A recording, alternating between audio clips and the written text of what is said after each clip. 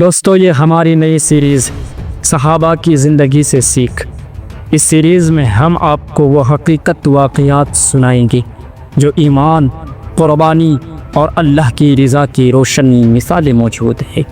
ایسے واقعات جو نہ ہمارے دل کو جھنجھوڑ کر کے رکھ دیتے ہیں بلکہ ہمیں یہ سوچنے پر مجبور کرتے ہیں کہ ہم ایمان کے راستے پر آخر کار کہاں پر کھڑے ہیں۔ اور سب سے پہلی جو ہماری سیریز ہے وہ ہے صحابہ کی زندگی سے سیکھ۔ ہم آج اس سیریز میں ذکر کریں گے کہ ایک ایسے غلام کا جو اسلام کے لیے سب کچھ برداشت کیا، تکلیفیں، درد سہا، لیکن کبھی بھی دشمنوں کے سامنے اپنے سر کو نہیں جھکایا۔ آئیے ہم اور آپ آگے بڑھتے ہیں۔ وہ کون سا غلام ہے جو اسلام کے لیے اپنے آپ کو قربان کر دیا لیکن دشمن کے سامنے اپنے سر کو نہیں جھکایا؟ تو آئیے ہم اور آپ جانتے ہیں۔ وہ غلام ہے جس کا نام بلال حبشی ہے، یعنی حضرت بلال حبشی، جسے ہم اور آپ سب جانتے ہیں کہ یہ حضرت بلال حبشی کون تھے اور کون نہیں۔ یہ وہ غلام ہیں جن کی زبان پر صرف ایک ہی صدا رہتی تھی کہ وہ میرا رب اللہ ہے اور صرف وہ تنہا اکیلا ہے۔ حضرت بلال مکہ المکرمہ میں غلام تھے۔ میرے آقا صلی اللہ تعالیٰ علیہ وسلم نے حضرت بلال کو ایمان کی دعوت دی۔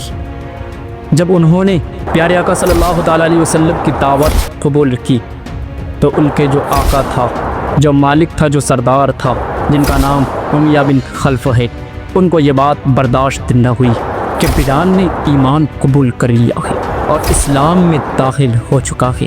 انہیں یہ بات برداشت نہ ہوئی تو انہوں نے حضرت بلال کو اذیت دینے کے لیے اپنے دل کے اندر ٹھان لیا، اور اللہ اکبر، حضرت بلال حبشی کے اوپر ظلم و ستم کا پہاڑ توڑا گیا۔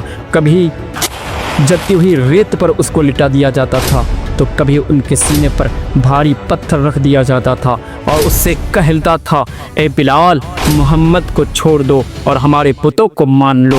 لیکن حضرت بلال کی زبان پر صرف ایک ہی صدا رہتی تھی، ایک ہی کلمہ نکلتا تھا کہ میرا رب اگر کوئی ہے تو وہ ہے میرا رب، صرف اور صرف میرا اللہ۔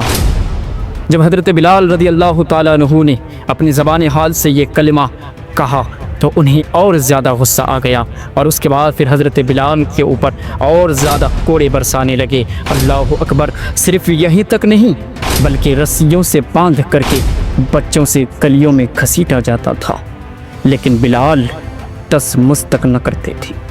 ہر تکلیف، ہر درد، ہر اذیت کا جواب بلال کا صرف ایک ہی ہوتا تھا کہ میرا رب صرف اور صرف اللہ ہے۔